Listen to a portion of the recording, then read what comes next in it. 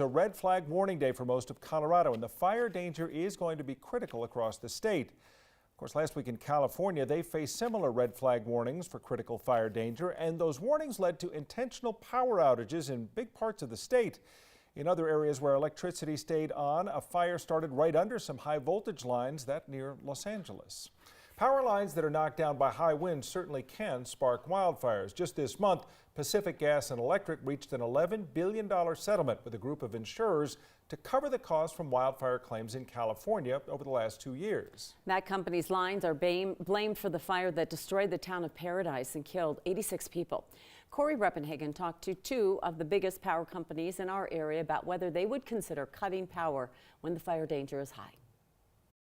One of these events is something that I'm sure worries all utilities, electric utilities, is one fire is going to be trouble. Speculation that California's most recent fatal wildfire stemmed from power line troubles has their major utility PG&E cutting the juice from their lines prior to wind events. Other states are now checking their electric networks. The Intermountain Rural Electric Association covers parts of 11 counties in Colorado and says the rolling blackout strategy is very unlikely in their area. We're paying attention to it. I don't see it as something that we would consider doing, and we haven't changed our thinking on it as a result of what's happening in California. Spokesman John List says it's because they have great confidence in their 5,000 square mile network. I'd like to think our grid is reliable and safe and well built.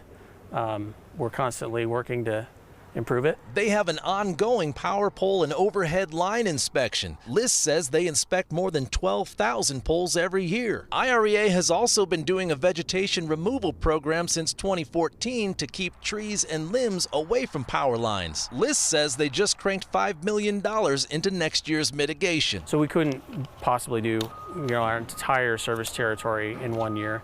So we have it broken down into 6 individual sections. He says that rotation is the key to not having to take drastic measures like proactively blacking out power to prevent wildfires. Meteorologist Corey Reppenhagen, 9 News.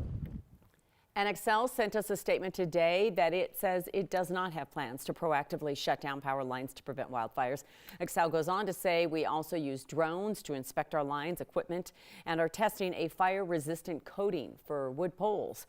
And while prevention is our first line of defense, Xcel Energy works closely with local agencies and authorities to assess wildfire dangers when they occur. Next on 9 News.